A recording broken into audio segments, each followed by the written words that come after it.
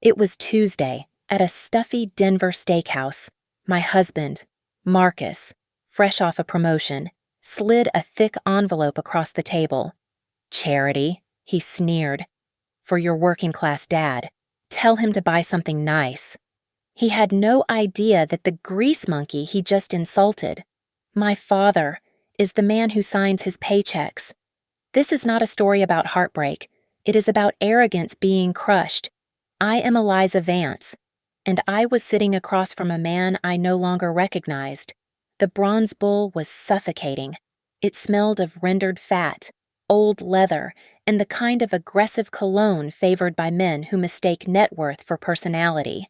We were celebrating. The heavy, linen-bound menu felt like a tombstone in my lap.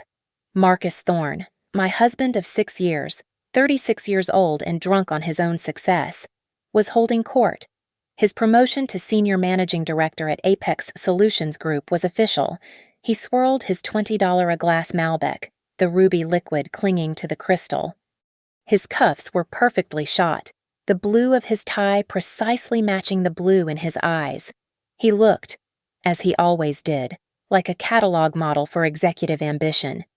"It is, without a doubt, a new era for the firm," he announced to our table, which included 2 fawning junior associates.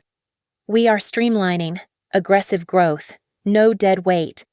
I traced the rim of my water glass, my role already cemented for the evening, the silent, supportive, pretty wife, the one who ran a cute little nonprofit for education while he conquered the world of finance. "Of course," Marcus continued, turning his smile on me, a smile that no longer reached his eyes. "It helps when you have stability at home." He leaned in, lowering his voice just enough for the table to strain to hear him, "even if that stability comes from simpler stock." The associates chuckled nervously. I kept my expression neutral. "I love her family. I really do," he said, patting my hand. The gesture was possessive, a branding. Her dad, salt of the earth, honest work, but clueless. Here it comes.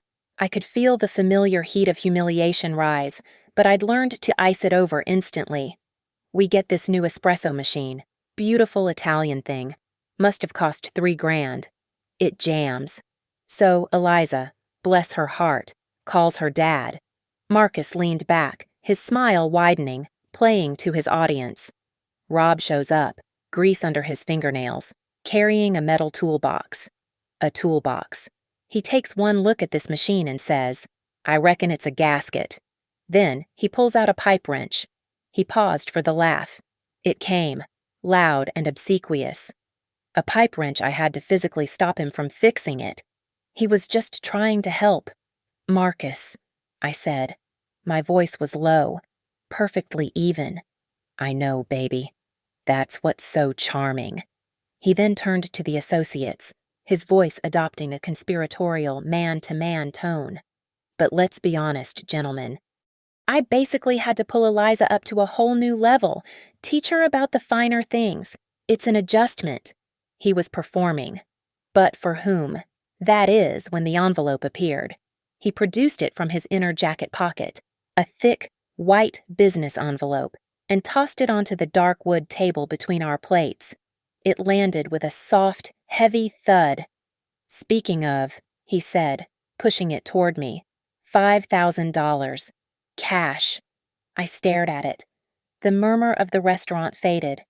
"The Thorne family charity," he said, that self-satisfied smirk hardening. "Send it to your dad at that auto shop.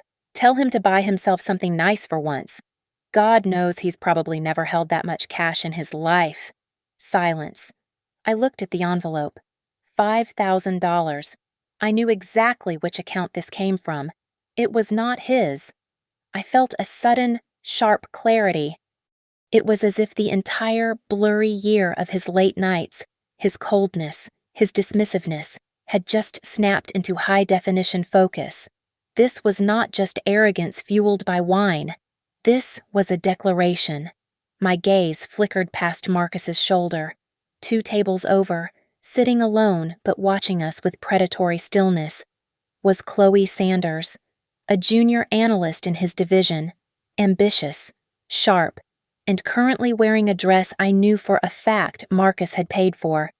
She saw me look, and her lips tilted in a small, knowing, complicit smile. This was not a slight. It was not a drunken jab. It was a performance of power for his mistress. He was showing her, and me, exactly where I stood. I was the before. She was the after. The charity case. I picked up the envelope. I did not look inside. I folded it once and slid it into my purse. My hands were perfectly steady. I looked back at my husband. I gave him the smile he expected, the one I had perfected. "You're so generous, Marcus." I stood, smoothing my dress. "Please excuse me for a moment." I walked to the restrooms at the back. I did not rush. I could feel Chloe's eyes on my back, could almost hear her silent victory. Inside the marble and brass bathroom, I did not go to the mirror. I did not check for tears. There were none. I took out my phone. I opened my contacts and pressed the one saved under the shop. I typed a single message. Plan B. It's time. I sent it. The reply was almost immediate. A single word. Done. I put the phone away, took a deep breath, and reapplied my lipstick. When I walked back to the table, Marcus was already starting on another story. I slipped back into my seat and picked up my wine glass. I raised it, catching his eye. The associates dutifully raised theirs. "To your success, darling," I said, my voice warm and clear. "You truly deserve everything that's coming to you." Marcus's laughter was still ringing in my ears as the Uber moved silently through the Denver night, away from the restaurant and toward our cold, minimalist condo. He was staying behind for more drinks, to bask in the glow of his own brilliance. He believes I am the daughter of a simple, grease-stained mechanic. In a way, he is right. My father, Robert Vance, does own an auto shop. It is the first one he ever bought, a small, two-bay garage in a part of Denver that has not gentrified. What Marcus has never bothered to find out, what his towering ego has never allowed him to even consider, is what else my father owns. My dad is not just Rob. He is Robert Vance, a self-made billionaire who started with nothing but that one garage and a preternatural understanding of how things work. 20 years ago, he founded Vance Holdings. It is not a name you see on skyscrapers. It is a ghost, a private equity firm that specializes in acquiring mid-cap companies that are, in his words, running rough. He finds undervalued assets, struggling firms with good bones, and he rebuilds them from the engine out. He replaces weak leadership, reinvests in core products, and tunes them for performance. And Apex Solutions Group, the rising financial consultancy where Marcus just became a senior managing director, is one of the largest and most profitable acquisitions Vance Holdings has made in the last decade. My father is the silent chairman of the board. He hates publicity. He detests the performative wealth of the bronze bull. He still runs his entire multi-billion-dollar empire from a modest, soundproofed office built directly above the clatter and clang of his original auto shop. He says it reminds him where the value is. This was never supposed to be a secret. Not really. When I met Marcus, he was a junior analyst, hungry and charming, with a chip on his shoulder. I was running my nonprofit, funded by an anonymous grant from a foundation I happened to know was also owned by Vance Holdings. I wanted a life outside the shadow of that money. I wanted, foolishly, to be sure someone loved me for me. So I did not correct his assumptions about my humble background. I let him believe my dad was just a mechanic. My father saw through him in 5 minutes. It was 5 years ago, just before the wedding. We were at that same shop, and Marcus had spent the entire time checking his phone and subtly wiping his hand on his pants after touching a tool rack. "He's all gloss." "Eliza," my dad had told me. His hands clean, but his voice firm. "He doesn't care about the engine. He just likes the shiny paint." I told him he was wrong. I defended Marcus. I married him. And for the past 2 years, I have been paying the price for that mistake as I watched the charming, hungry man I fell for curdle into the arrogant, cruel stranger who threw that envelope at me tonight. But I am Robert Vance's daughter. I do not just get emotional, I build contingencies. Plan B was not just a text message, it is a corporate protocol. About a year ago, when I saw the direction Marcus was heading, I approached my father, not as his daughter, but as a trustee for Vance Holdings. I raised concerns about executive-level accountability at our subsidiary firms. I argued that new, high-level compensation packages, especially the massive stock options, needed a final fail-safe. We embedded a new clause into all senior executive contracts. Marcus's new title came with a staggering bonus package set to vest in 30 days. But his acceptance of that promotion also triggered this clause a mandatory 30-day special review period. It is an ethics and financial audit. Before one single share is released, his entire record is opened. His expenses, his communications on company servers, his travel, everything. By accepting the promotion, Marcus signed the document. By sending that text, I just activated the audit, and as a trustee, I will be the one secretly supervising it. He just put himself in a 30-day cage and handed me the key. And that $5,000, that was the final, beautiful, self-destructive flourish. When I was in the restroom, I slipped the cash out of the envelope. Wrapped around the bills was a bank slip. It was a cash withdrawal from a corporate discretionary fund, a slush fund Marcus manages for client relations. He did not even use his own money to humiliate me. He used my father's money to insult my father's daughter. I walked into our condo. The silence was a relief. I took the envelope, the one he had called charity, and placed it on the kitchen counter. A reminder. His countdown had already begun. The next morning, I did not go to my nonprofit. I drove to the industrial park on the outskirts of Denver, the place where it all started. From the street, the shop looks exactly as I have always described it, exactly as Marcus pictures it, a functioning, slightly gritty, two-bay auto garage. The smell of solvents, motor oil, and hot metal hits you the moment you walk in. I bypassed the service desk, ignored the mechanics working on a lift, and walked to an unmarked steel door at the back. I swiped an unmarked keycard, the lock clicked, and I entered a private elevator. The doors shut, silencing the clang of air tools. When they opened again, I was in a different world. The second floor is the real headquarters of Vance Holdings. The noise of the garage is replaced by the silent, climate-controlled hum of servers.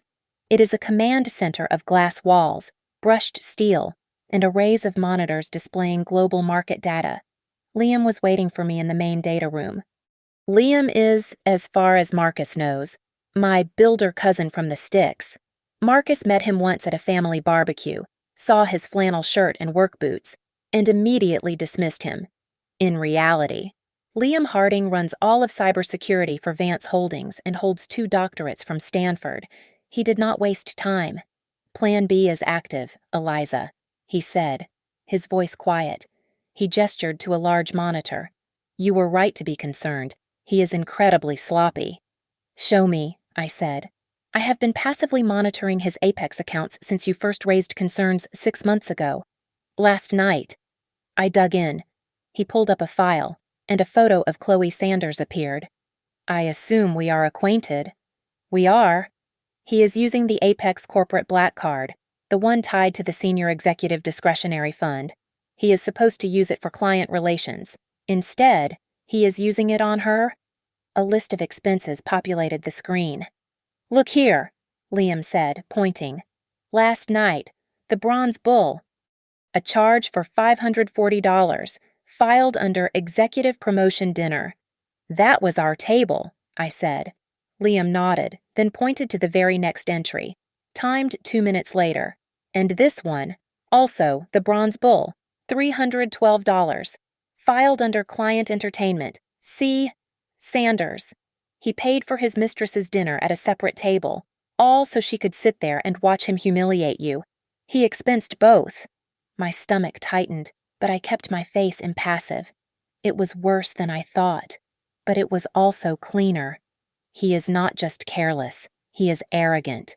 Liam continued, pulling up travel authorizations.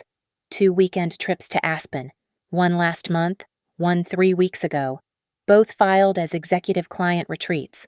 I pulled the hotel folios. King suite at the Little Nell, spa treatments, room service receipts for 2 people, including enough champagne to float a boat, all billed directly to Apex. And the client, I asked, though I already knew the answer.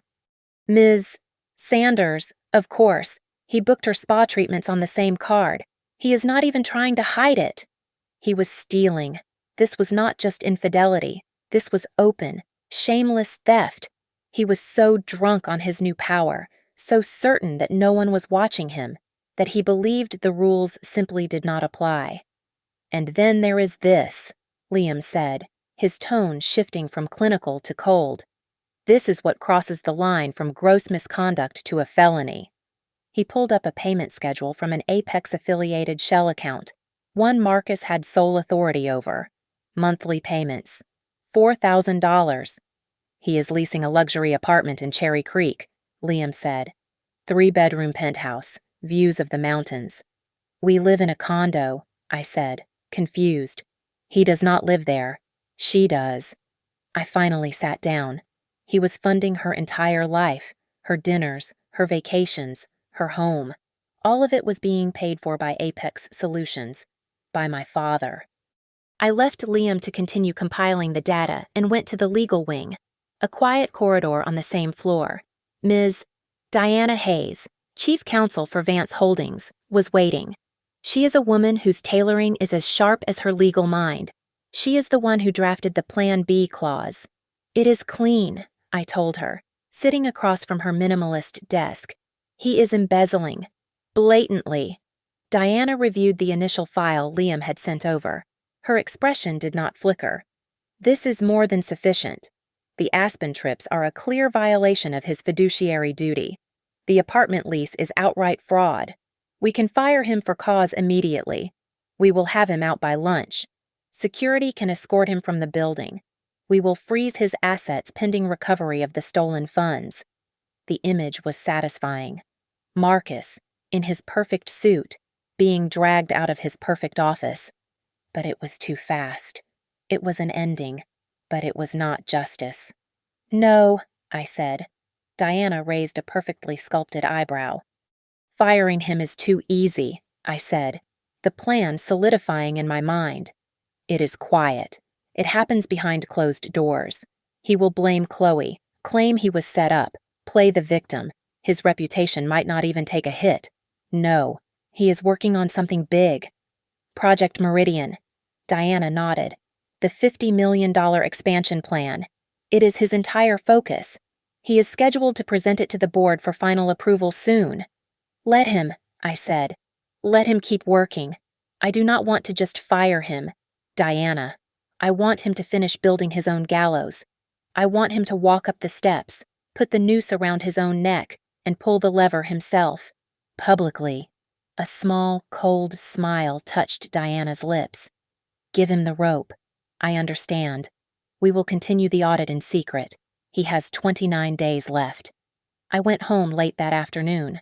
Marcus was on the sofa, nursing a hangover with a green smoothie. He looked up, annoyed. Where have you been? He snapped. I had to call my own car service. I was with my dad, I said. My voice was soft, exactly as he expected it. He scoffed. Still dealing with the fallout from that espresso machine. No, I said. I walked over to him, picked up a cushion from the floor, and straightened his tie. A small, domestic gesture he always loved. I gave him the envelope this morning. He was, honestly, Marcus. He was speechless. He just stared at the cash. I watched his chest swell, his ego inflating. He said he was embarrassed he did not understand your job better, I continued, laying the performance on thick. He said any man who can handle that much money, who can just give it away as charity, must be some kind of genius. He really admires your business sense. Marcus's irritation vanished, replaced by that familiar, arrogant smirk. Well, it is about time he showed some respect. I am changing the game. Eliza, you should tell him to pay attention. He might actually learn something. I will, I said, taking his empty smoothie glass. I am sure he is watching very, very closely. For the next 2 weeks, I became the wife Marcus had always wanted. I was endlessly supportive, admiring, and completely focused on his comfort. I organized his dry cleaning, had his favorite meals ready when he stumbled home late, and I listened with wide, naive eyes as he pontificated about Project Meridian. My adoration was the fuel he craved, and he drank it down, his arrogance swelling to grotesque proportions. The centerpiece of my performance was a dinner party. We must celebrate your team, I insisted one evening. The ones who are really making Meridian happen. It is the least we can do. Marcus loved the idea. Excellent. A dinner for my lieutenants. He provided a list. I looked at the names. Daniel Harris and Sarah Jenkins, 2 senior managers at Apex. And, of course, Chloe Sanders. What Marcus did not know was that I, through Vance Holdings, had personally vetted Harris and Jenkins before they were ever hired. They were company loyalists, brilliant analysts whom my father had promoted based on merit. I also knew, from Liam's quiet reports, that they were both deeply suspicious of Marcus's leadership and his sudden, meteoric rise. They just lacked the proof to act. Chloe's inclusion was his idea. She is essential, Eliza, the real nuts and bolts of the operation. Of course, darling, I said. We must have her. The night of the party, our condo was filled with soft jazz and the scent of catering. I wore a simple black dress, playing the role of the humble hostess. Marcus, on the other hand, was holding court by the floor-to-ceiling windows, a glass of very expensive Cabernet in his hand. The problem with most of the old guard, he was booming to Daniel and Sarah, who were listening with polite, fixed smiles, is that they lack vision. They are afraid to spend money to make money. As I passed with a tray of appetizers, he looped his arm around my waist, pulling me into the group. Take Eliza's dad, he said, and my smile became a mask. Good man. But he would look at this bottle of wine, he held up the $80 Cabernet, and he would just see a price tag. He would not understand the experience. He would not get the subtlety. He would probably ask for ice. Daniel Harris shifted his weight. I hear Rob Vance is a pretty sharp guy. Built his business from scratch, right? A garage. Daniel. He built a garage, Marcus said with a dismissive laugh. It takes a different breed of man to build an empire. You cannot be afraid to get your hands dirty.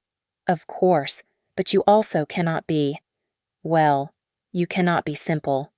My dad is a simple man, dear, I said, patting his chest. That is why he needs you to handle the complicated things. His ego visibly preened. Exactly. I moved on.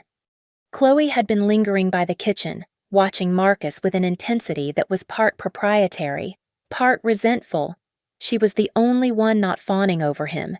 She was calculating. I approached her, my own wine glass in hand. Chloe, I am so glad you could come. Marcus just raves about you. He does, she said, her eyes flicking toward him. Constantly. I leaned in, as if sharing a secret, and tripped over the edge of the area rug. Red wine splashed down the front of her pale beige silk dress. Oh my God, I gasped. Chloe, I am horrified. I am so clumsy. She swore under her breath, her face tight with fury. It is fine, just fine. No, it is not. It is silk. Come on, let's go to the bathroom. I have a stain pen. We have to act fast. I did not give her a choice, grabbing her arm and steering her toward our master bathroom, away from the party. The moment we were inside, I shut the door. Here, I said, bustling over to the large marble vanity. Let me grab the kit. As I opened the medicine cabinet, I pulled my phone from my dress pocket. With my back to her, I tapped the screen to start the audio recorder and placed it, screen down, next to the tissue box. It was completely innocuous. This should work, I said. Turning back with a Tide pen and a damp cloth, I began dabbing at the stain on her dress. She flinched. I am so lucky Marcus has you, I gushed, my voice full of innocent admiration. I worry about him. You know this Meridian project. It is so much pressure. He seems to be handling it, Chloe said curtly, watching the stain. Only because of you, I said, lowering my voice. He told me. He said, Eliza, I am just the face. Chloe is the real brains behind all my success. I would be nothing without her. I met her eyes in the mirror. She had frozen. The anger on her face was instantly replaced by a sharp, considering look. He said that all the time. I lied smoothly. He knows he is the big picture guy, but he always says you are the one who actually builds the engine. He would be totally lost without you. I had aimed the poison perfectly.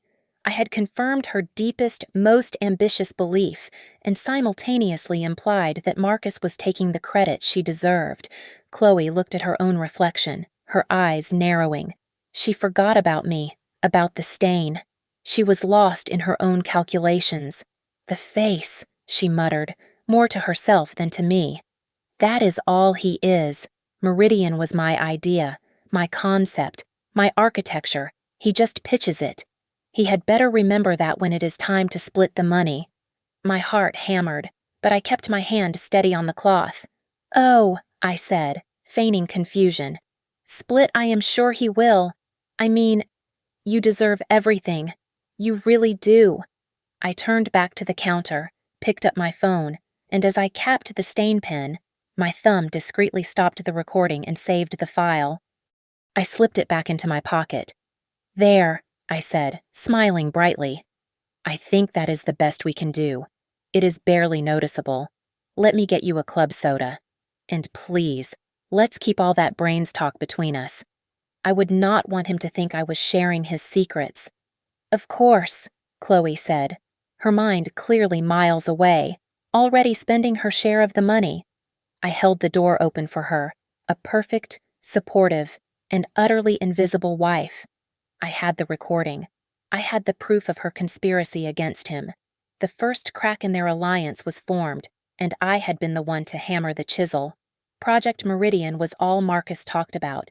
It was his magnum opus, the $50 million expansion plan that would, in his words, redefine the financial landscape of the entire Western region. He was in full-blown presentation mode, his days a blur of spreadsheets, PowerPoint decks, and self-important conference calls. He was preparing for the final pitch. The Apex board is already in my pocket, he bragged over dinner, not noticing I was just moving food around my plate. It is the parent company, Vance Holdings, that has to give the final sign-off. They are the real hurdle. Vance Holdings, I asked, testing the name on my tongue. Are they tough? They are ghosts, apparently. Old money. Super private. Their board is led by some reclusive chairman no one has ever met. But do not worry, he said with a wink. I have a plan to get their attention. I had a feeling I knew what that was. I met Liam at the shop the next day. The mood in the data room was no longer just investigatory. It was cold. His plan is bigger than we thought. Eliza, Liam said, his face grim. He and Sanders are not just skimming. They are planning to gut the company.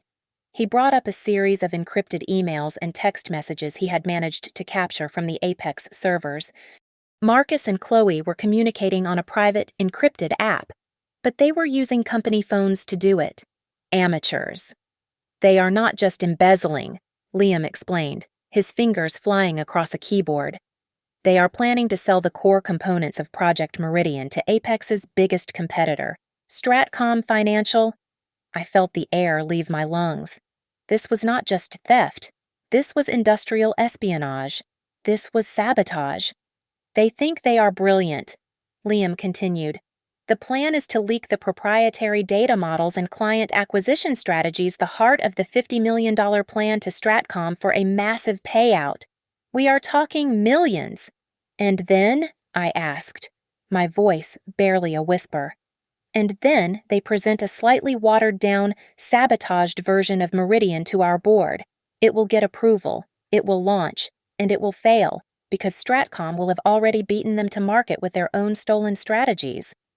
When it all goes bankrupt, they will blame unforeseen market volatility. They will have their golden parachutes from Apex, their payout from Stratcom, and they will walk away clean, leaving your father's company holding the bag for a $50 million crater. He was not just a bad husband. He was a parasite. He was a saboteur willing to burn down a company with hundreds of employees, my father's company, just to enrich himself and his mistress. The humiliation of the restaurant, the $5,000, the petty affairs, it all evaporated, replaced by a glacial, precise rage. He is pitching to the board in a week, I said. He needs to make his move on the data soon. He has been sniffing around the high-level servers, Liam confirmed. He and Sanders are looking for the final, unencrypted Meridian data file, the crown jewels folder, as they are calling it in their texts. I looked at Liam. You said they are amateurs. They think they are hackers. They think they are Ocean's 11, Liam said with a dry, humorless smile. Good, I said. Then let's help them. I want you to give them an open door. Not just an open door. I want you to paint a giant, flashing arrow pointing right at it. Liam's smile widened. I was hoping you would say that. For the next 2 days, Liam built his trap.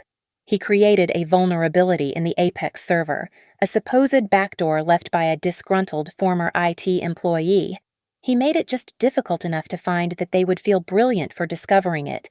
Then, he populated a folder. He labeled it Meridian Final Exec Level Project Vault. Inside, he placed a complete-looking dataset. The documents were beautiful, intricate, and filled with what looked like invaluable strategic information. But they were bait. Every file was laced with invisible, multi-layered tracking beacons. The financial projections were subtly, poisonously wrong, just flawed enough to guarantee failure for anyone who used them. It was a digital time bomb. It took them less than 24 hours to take the bait. We have them, Liam called to tell me. I was at my desk at the nonprofit, staring at a budget sheet. They found the hole late last night. Sanders initiated the download from her leased apartment, the one we pay for. The download took 30 minutes. And then, he said, and I could hear the triumph in his voice. 35 minutes after the download was complete, they forwarded the entire data package as an attachment to an IP address. I traced it. Let me guess, I said. A secure private server registered to the Vice President of Acquisitions at Stratcom Financial. We have the exact time, the IP of origin, and the destination. We have the payload. They are done. Eliza. Completely and totally done. I hung up and sat in the silence of my small office. It was over. The trap was set, sprung, and the evidence was secured. That evening, Marcus came home whistling. He was buoyant, his feet barely touching the floor. He was high on his own perceived brilliance, on the thrill of his grand betrayal. You are in a good mood, I said from the kitchen, my voice perfectly light. Just a good day at the office, baby, he said. He walked up behind me and fastened something cold around my wrist. I looked down. It was a delicate, ostentatious diamond tennis bracelet. It was flashy, expensive, and not at all my taste. Marcus, what is this? It is for you, he said, kissing my cheek, for being so patient, so supportive. I know I have been distant, but I promise you, it is all about to pay off. Big things are coming. For both of us. I looked at the bracelet, a gaudy symbol bought with stolen money, a down payment on a betrayal he thought would make him rich. I stared at the glittering, empty stones. It is beautiful, Marcus, I said, forcing a smile. I do not know what to say. Marcus received the email on Wednesday evening. I saw it pop up on the duplicate display Liam had set up for me in my home office. Urgent final approval meeting. Project Meridian. It was set for Friday at 9 in the morning. This was it, the grand finale of his betrayal. He's unstoppable, he gloated, pouring himself a celebratory whiskey, waving the diamond bracelet on my wrist as if it were a trophy he had won. This is it, Eliza. Friday. The day I become a king. I am so proud of you, I said, my voice a perfect blend of wifely devotion. On Thursday morning, I was not at home. I was at the shop, upstairs in the command center with Liam. My father was downstairs, on the garage floor, dressed in his oldest, oiliest set of overalls. The stage was set. Marcus, I knew, would be at Apex, in the middle of his most critical prep session for the big meeting. He is in the conference room with his team, Liam said, monitoring his schedule. Now, Eliza. I took a deep, steadying breath and dialed his number. He picked up on the fourth ring, his voice clipped and annoyed. What, Eliza? I am in the middle of something. I let the panic flood my voice, a performance I had been rehearsing all morning. Marcus, oh my God, you have to get here. You have to come to my dad's shop right now. What are you talking about? Are you insane? I have a multi-million-dollar meeting to prepare for. It is your car, I screamed, letting a sob catch in my throat. Your Porsche. I just brought it in for a tune-up like you asked. And my dad. He was trying to fix something. And it is on fire, Marcus. There is smoke everywhere. The silence on the line lasted only a second. It was replaced by a roar. He what? He did not know what he was doing. Please, just come. That stupid, incompetent old... He is not to touch my car. Do not let him touch it. I heard a door slam, muffled voices. He was running. I am on my way. If he has put one scratch on that paint, I will kill him. I will kill him. He hung up. He is on his way, I said to Liam, my voice perfectly calm. And we are live, Liam said, gesturing to the main monitor, which now showed a four-way split screen of the garage floor below. We watched. We waited for 12 minutes. 12 minutes of my father tinkering with an oil filter.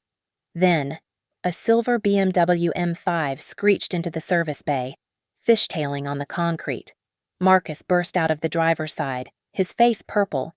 He did not even turn the engine off. His vintage Porsche 911, a car he loved more than me, more than anything, was pristine on the hydraulic lift. My father stood beside it, holding a fire extinguisher. A small, theatrical smoke machine, hidden beneath the chassis, was puffing out light, acrid-smelling smoke. Marcus did not pause. He did not ask a question. He did not assess the situation. He saw his two worlds colliding, the symbol of his new wealth and the symbol of my trashy past, and he exploded. He ran at my father. You, he screamed. He shoved my father, a man twice his age, hard against the tool chest. Metal tools clattered to the floor. What did you do? Marcus grabbed the collar of my father's greasy overalls, yanking him forward. You stupid old man, you incompetent old fool. Do you have any idea what this car is worth? It is worth more than your entire miserable, pathetic life. My father did not raise his hands. He did not flinch. He just looked at Marcus, his eyes clear and cold. Do you know how long it took me to get this? Marcus was spraying spittle, his entire body shaking with a rage that was about so much more than a car. You grease monkey. You are nothing. You are dirt. You think you can touch my things. You think you can... My father cut him off, his voice perfectly level, carrying easily over the car's still-running engine. It is just a small oil leak. Son, I was tightening the gasket. The smoke is just some spillage on the manifold. Marcus froze. His hands were still clutching my father's overalls. He looked at the engine. He looked at the floor. There was no fire. There was no damage. There was only a small puddle of fresh oil. The rage on his face collapsed, replaced by a sudden, dawning confusion. He seemed to realize, for the first time, where he was and what he was doing. Your reaction, though, my father continued, gently peeling Marcus's fingers from his collar. It is interesting. You should probably turn your car off. You are wasting gas. Marcus stumbled back, looking from my father to the Porsche, his mind unable to process the shift. He was breathing heavily. He was, for the first time since I met him, completely silent. He was so consumed by his own fury, so blinded by his contempt, that he never even bothered to look up. He never saw the 4 high-definition security cameras mounted in plain sight in each corner of the bay. He never saw the small, blinking red light on the camera directly above his head. Upstairs, Liam hit a key. End scene. He saved the file. The audio was crystal clear. The video, showing the physical assault and the verbal threats, was undeniable. He failed the character test. Eliza, Liam said quietly. I know, I said, watching as Marcus, the king, the empire builder, stumbled out of the garage, got back into his BMW and sped away, his tires smoking. Now all he has left is the meeting. When Marcus returned to the office, he was a storm cloud compressed into a Tom Ford suit. The encounter at the garage had clearly rattled him, thrown his perfect world off its axis. But I knew him. He would compartmentalize. The humiliation would be filed away, and the $50 million prize would become his sole focus. He proved me right. That afternoon, I received a forwarded email, a notification from Liam's monitoring system. It was from the office of the chairman of Vance Holdings. Notice of venue change. The subject line read, the meeting for Project Meridian was being moved. It would no longer be held at the Apex Tower.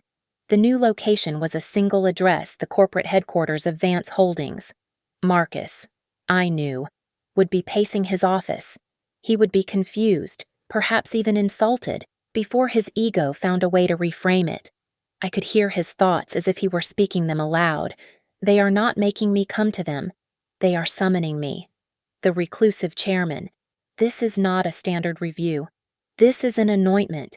He would see it as a sign of his own importance, a mark of respect. He was, in his mind, too big for the subsidiary office. He was being called up to the major leagues. He was still radiating that manic, victorious energy when he came home that night. He had convinced himself that the incident at the garage was just a bizarre footnote, the last gasp of an irrelevant old man.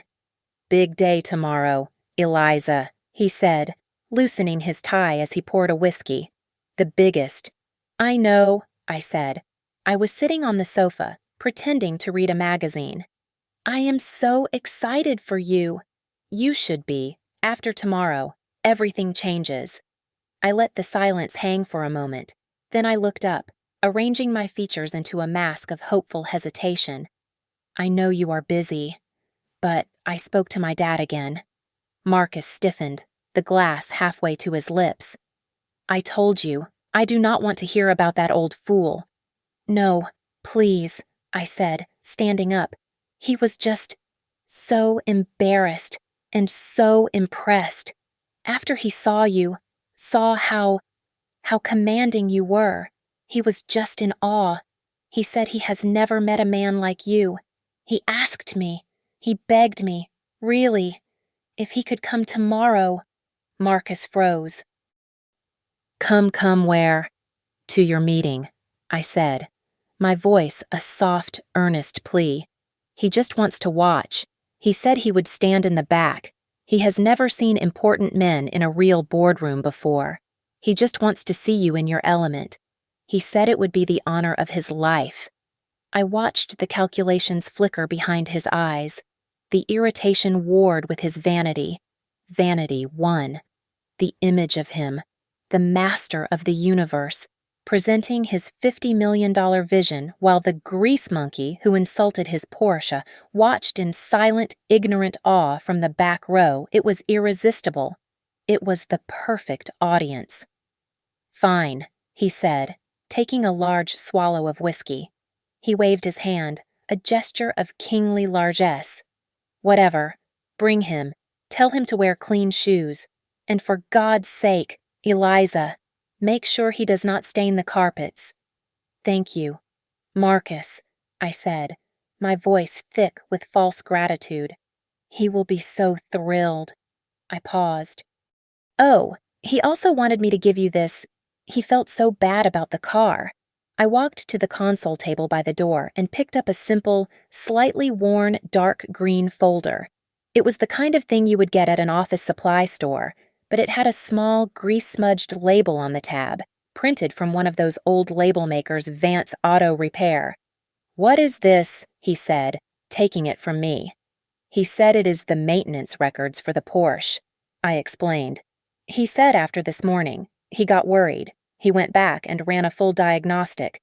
He said he wanted you to have all the paperwork to see that everything was in order." A diagnostic. Marcus scoffed, but he opened the folder. He was expecting invoices for oil changes, perhaps a printout about tire pressure. The first page was not a maintenance record. It was a high-resolution, color printout of the Apex corporate black card statement for the last 60 days. I had used a red pen to circle every single charge from Chloe Sanders, the dinners at the Bronze Bull, the room service charges from the Little Nell, the spa treatments, the airline tickets. I watched his knuckles go white as he gripped the folder. His breathing stopped. "What is this?" he whispered. He did not wait for an answer.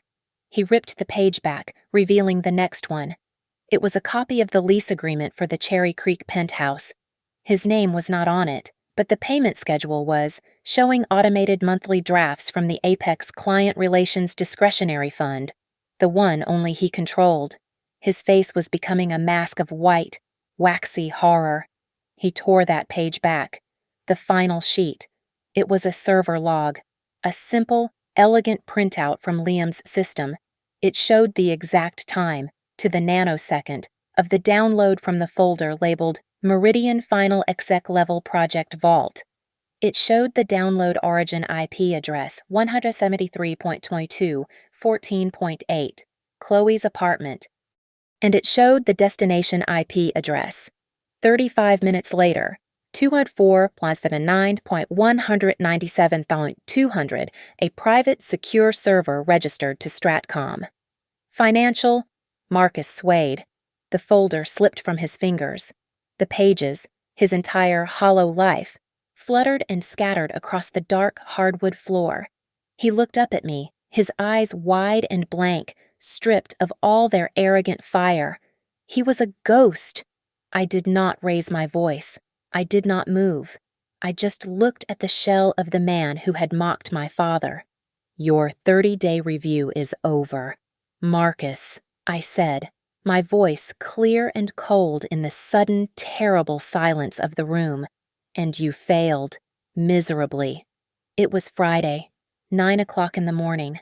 Marcus arrived at the address listed in the email, a towering, anonymous building of dark glass and steel.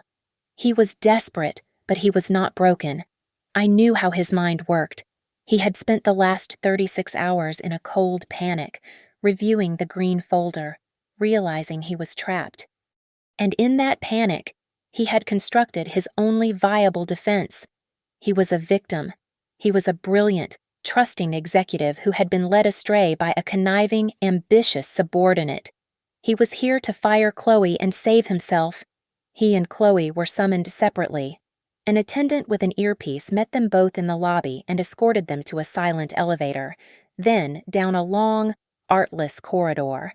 They were led into the main boardroom of Vance Holdings. It was nothing like the flashy, modern offices of Apex.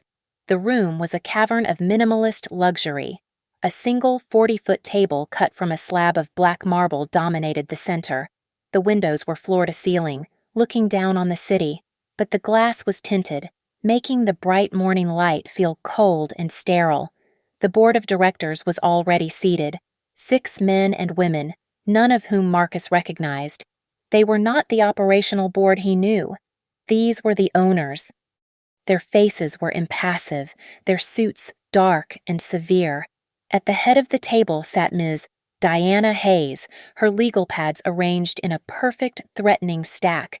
Beside her, in a suit that cost more than Marcus's car, was Liam. Marcus's eyes darted to him.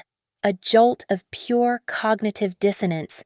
This was not Eliza's builder cousin. This was a man radiating quiet, lethal competence. Chloe just looked pale and terrified, twisting a ring on her finger. She had been brought here under the assumption this was the final meridian pitch, but the atmosphere in the room told her otherwise. Marcus, ever the performer, forced his panic down and clicked his briefcase open. He strode to the head of the table. "Good morning," he began, his voice straining for its usual confident boom. "I am Marcus Thorne. I am here today to present Project Meridian, a $50 million initiative that will fundamentally redefine—" "We will not be discussing Project Meridian today, Mr. Thorne." Diana Hayes's voice cut the air. It was not loud, but it held absolute authority. Every board member looked at her. Marcus froze, his mouth half open. "We are not here to discuss your project," she continued, her voice arctic. "We are here to discuss the findings of your 30-day special review. Specifically, your material breach of contract, your gross financial misconduct, and your conspiracy to commit corporate espionage." Chloe let out a small, strangled gasp. Marcus went rigid. I do not know what you are talking about." "Liam," Diana said. Liam touched a key on his laptop. The 80-inch screen at the end of the room, the one Marcus had been about to use for his presentation, lit up. It was not his title slide. It was the itemized bill from the Little Nell in Aspen. "We found," Diana said, "a disturbing pattern of expenses. 2 trips to Aspen, filed as client retreats, multiple dinners at the Bronze Bull, and, most notably, a long-term lease on a penthouse in Cherry Creek, all billed to an Apex discretionary fund." Marcus saw his opening. This was the moment he had rehearsed. "Her," he shouted, spinning and pointing a shaking finger at Chloe. "It was her, I had no idea. She managed the discretionary accounts. She handled all the travel booking, all the expenses. I trusted her." He turned back to the board, his face a mask of masterful betrayal. "I was so focused on Meridian, I gave her my trust, and she abused it. She must have been falsifying the reports. I am the victim here. She tricked me." Chloe, who had been pale with fear, turned a deep, burning crimson. The terror vanished, replaced by the white-hot fury of a woman scorned. "You liar!" she shrieked. She shot to her feet, her chair scraping loudly on the stone floor. "You pathetic, cowardly liar! Sit down, Ms. Sanders," Diana said calmly. "No," Chloe yelled, jabbing a finger back at Marcus. "He is lying." "Tricked him!" It was his directive. "He told me to file the trips that way. He said it was a perk of the job. He said we deserved it. She is hysterical," Marcus snapped, trying to regain control. "She is clearly unstable. She is obsessed with me." "Obsessed," Chloe laughed, a high, brittle sound. "You bastard. You told me you were leaving your wife. You told me she was a simpleton. You were stuck with. You told me Project Meridian was our idea." She turned to the impassive board, her voice cracking. "He told me Meridian was our ticket. We were going to sell the data to Stratcom, split the money, and be gone.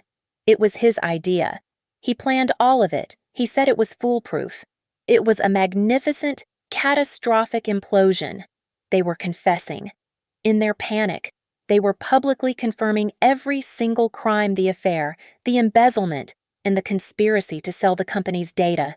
They were tearing each other apart, doing Diana's job for her. Marcus looked like he had been struck. "You idiot. You just told them everything. You tried to blame me." "That is quite enough," Diana said.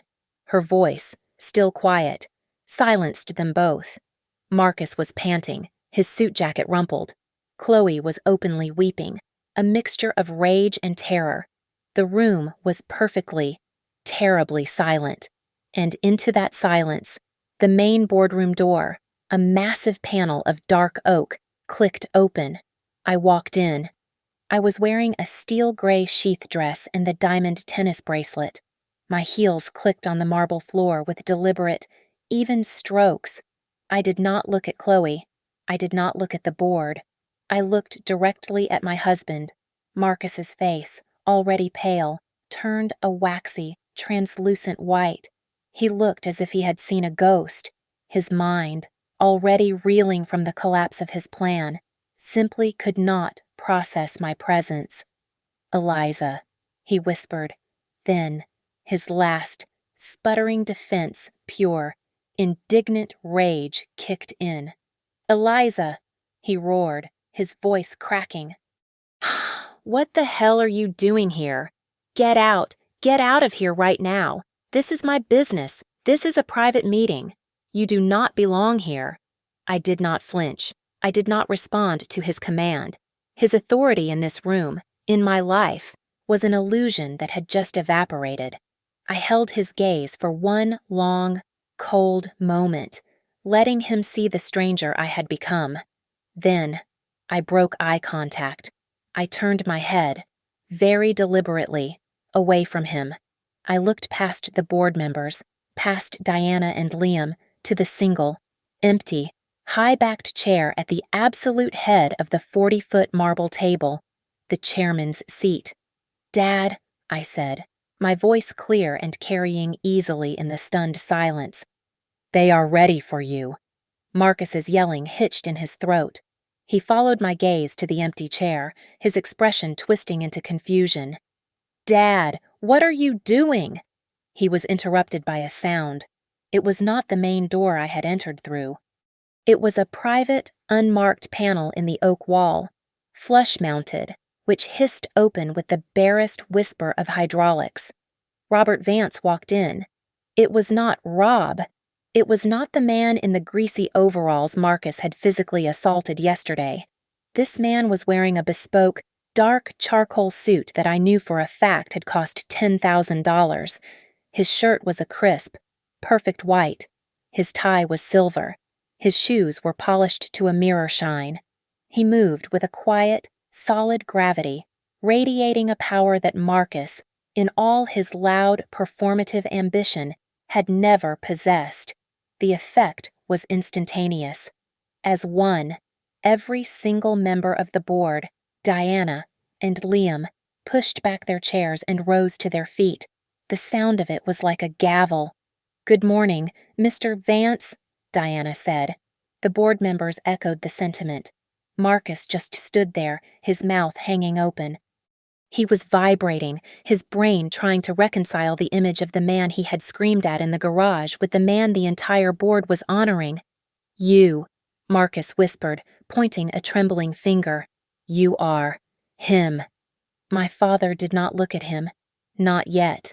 He walked calmly to the head of the table and sat down in the chairman's seat, which was clearly, obviously, his. He placed his hands on the cool marble. Then, from his inner jacket pocket, he withdrew a single item. It was a white business envelope, slightly crumpled, the envelope from the bronze bull. He slid it onto the center of the table. It came to rest in front of Marcus's abandoned briefcase.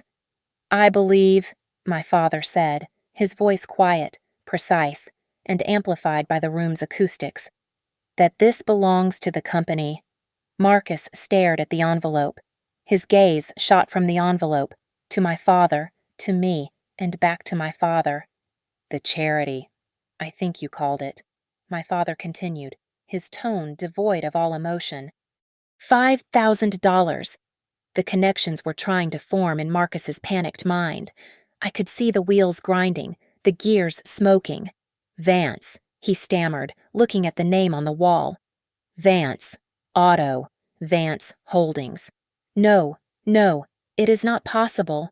He looked at me, his eyes wide with a new, dawning, sickening terror that was far beyond the fear of being fired. It was the terror of the abyss opening beneath his feet. Eliza. This was my moment. I turned my full attention to him, the man who had called my father a grease monkey, and me a simpleton. "Marcus," I said, my voice steady and cold.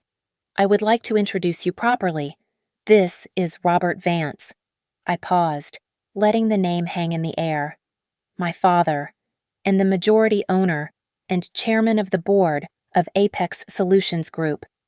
It was not a metaphor. I watched the blood literally drain from his face. His skin, already pale, turned a translucent, pasty gray.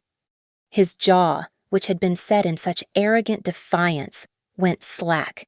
His eyes, those confident blue eyes that had mocked me, were now just blank, dark pools of absolute bottomless horror. The king was dead. He just did not know how to fall over yet. My father looked at the shell of my husband. He did not raise his voice. He did not show anger. He simply nodded. Once, to Liam. Liam tapped a key. The 80-inch screen at the end of the room went dark for a second, then lit up with a new image. It was not a spreadsheet. It was the interior of my father's garage, the boardroom, in high-definition, multi-angle surround sound, watched as Marcus Thorne, in his pristine suit, stormed in. They watched him shove Robert Vance against the tool chest. They heard him scream, his voice echoing in the silent, horrified room. "You stupid old man, do you have any idea what this car is worth? It is worth more than your entire miserable, pathetic life." The video played for a full minute. A full minute of threats, of spittle-flecked rage, of pure, unfiltered contempt. No one moved. Chloe looked like she was going to be physically sick. Liam pressed another key, and the screen went black. The silence that followed was heavier than the marble table. Diana Hayes was the first to speak. She stood up, holding a single sheet of paper. "Mr. Marcus Thorne," she said, her voice clinical and sharp. "You are hereby terminated from Apex Solutions Group, effective immediately, for cause. This includes, but is not limited to, gross misconduct, systematic financial fraud, and the physical assault of the chairman of the board." My father spoke next, his voice still quiet, still calm, but carrying the weight of an anvil. "We will be pursuing full criminal charges. Marcus, for the embezzlement of company funds and for the theft and attempted sale of proprietary intellectual property. A team from forensics is already at your office. Your assets, including all personal and joint accounts, are being frozen as of 9:15 this morning, pending a full investigation to recover the funds you have stolen." He then turned his gaze, for the first time, to Chloe. She visibly shrank. "Ms. Sanders," he said, "you are also terminated, effective immediately, as a co-conspirator in this matter. Security will escort you from the building. I suggest you find a very good lawyer." This was the final crack. This was the moment Marcus, the king, finally, completely shattered. The arrogance, the rage, the confidence, it all dissolved, leaving nothing but a terrified, pathetic core. His eyes, wild and desperate, found me. "Eliza," he pleaded, taking a stumbling step toward me. "Eliza, baby, please, you have to stop this. This is a misunderstanding, a terrible misunderstanding. Tell him, tell your father. You have to tell him." He reached for my hand. I looked, for the first time, straight into his eyes. I saw nothing there, I recognized. "A misunderstanding," I said. My voice was calm, a perfect flat line. "No, Marcus, this is clarity." I unclasped the diamond tennis bracelet from my wrist, the bracelet he had given me, the one bought with my father's money. I walked to the table and placed it, with a small, sharp click, directly on top of the crumpled charity envelope. "Your gifts," I said, "are returned." My father looked at the bracelet, then at me, then back at the head of the table. He pressed a small button on the intercom integrated into the marble. "Liam," he said, "you can send security in now." The main boardroom doors opened, and two uniformed, incredibly large security officers stepped inside. They moved without hesitation, walking directly to Marcus. He did not seem to understand until they each took one of his arms, and then he completely unraveled. "No!" he screamed, his voice a raw, terrified shriek. He tried to pull away, to get to me. "Eliza, Eliza, you cannot do this to me. Tell them he is a mechanic. He is just a mechanic. Your father is a mechanic." They dragged him, struggling and babbling, toward the door. His expensive shoes scraped on the stone floor. He was still screaming about the garage, about the grease, his mind completely broken, unable to reconcile the two realities. "He's a mechanic, Eliza. He is a mechanic." The heavy doors shut, cutting off the sound. Silence returned, absolute and profound. I stood there, next to my father. I did not watch the door. I looked at the empty space where my husband used to be. My father took a single, deep breath. He looked at me, a flicker of warmth returning to his eyes, and he nodded once. Then he turned his chair to face the stunned, silent board. "Good," he said, his voice all business. "Now, let's talk about cleaning up this mess. Thank you so much for listening to my story. I would love to connect with you all, so please, comment below and let me know where you are listening from and share your thoughts. Be sure to subscribe to Lily Revenge Stories and like this video, and if you want to help this story reach more people, please consider supporting us by hitting that hype button.